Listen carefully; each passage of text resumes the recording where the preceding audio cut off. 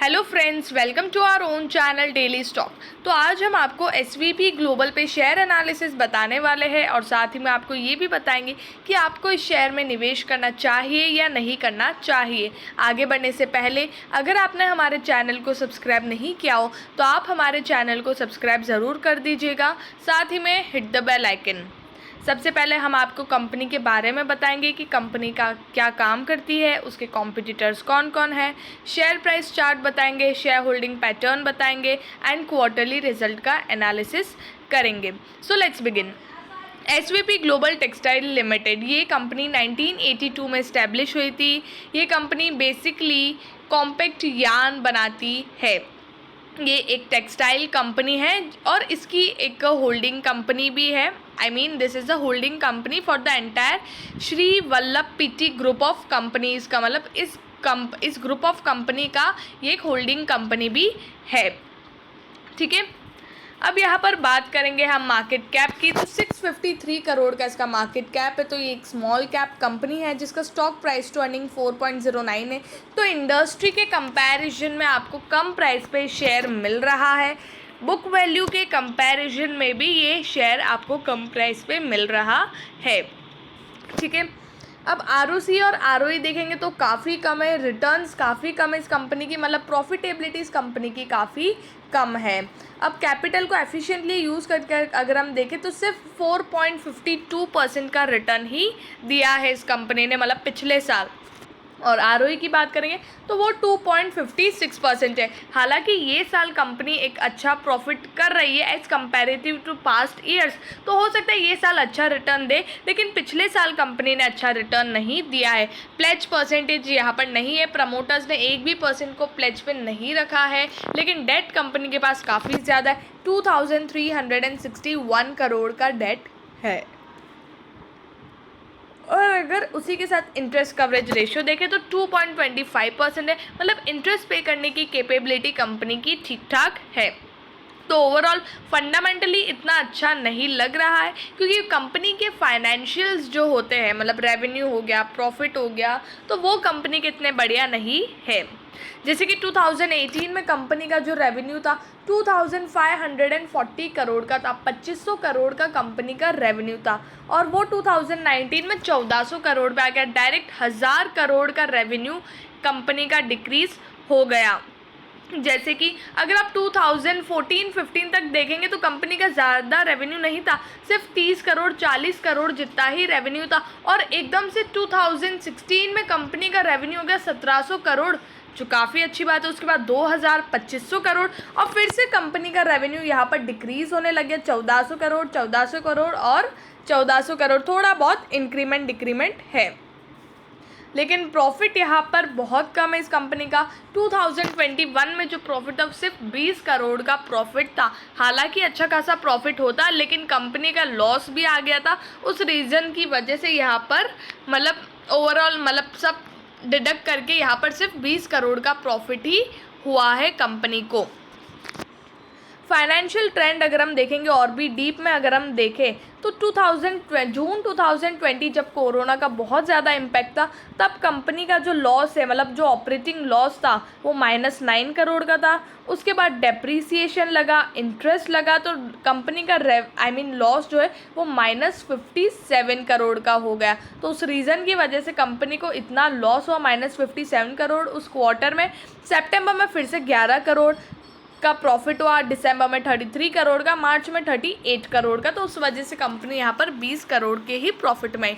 लेकिन जून 2021 में कंपनी का जो प्रॉफिट है अच्छा खासा इंक्रीमेंट होने लगा, क्योंकि कंपनी का ऑपरेटिंग प्रॉफिट मार्जिन है वो बढ़ गया, तो उस वजह से काफ़ी अच्छी बात है ये। तो 21% का कंपनी का ऑपरेटिंग प्रॉफिट मार्जिन है, 23% का, और प्रॉफिट भी 39 करोड़ 41 करोड़ और 41 करोड़। तो यहीं पे कंपनी को 121 करोड़ का प्रॉफिट तो कंपनी ने 3 क्वार्टर में कर लिया। और अगर नेक्स्ट क्वार्टर भी इसी तरह परफॉर्म करती, 40 करोड़ जितना प्रॉफिट प्रॉफिट करती है तो 160 करोड़ का प्रॉफिट हो जाएगा, जो पिछले 4 साल में कंपनी ने एक भी बार उतना प्रॉफिट नहीं दिया है और पास्ट ईयर्स में भी इतना प्रॉफिट नहीं दिया है। तो अभी कंपनी का अच्छा खासा प्रॉफिट बढ़ रहा है और रेवेन्यू भी ठीक है, 1200 करोड़ तो कंपनी ने यहाँ पर ही कर दिया है। नेक्स्ट क्वार्टर में भी अगर कंपनी अच्छा करती है, 400 करोड़ जितना रेवेन्यू करती है तो यहाँ पर 1600 करोड़ जितना रेवेन्यू हो जाएगा। तो कंपनी यहाँ पर अच्छा परफॉर्म करते हुए नजर आ रही है।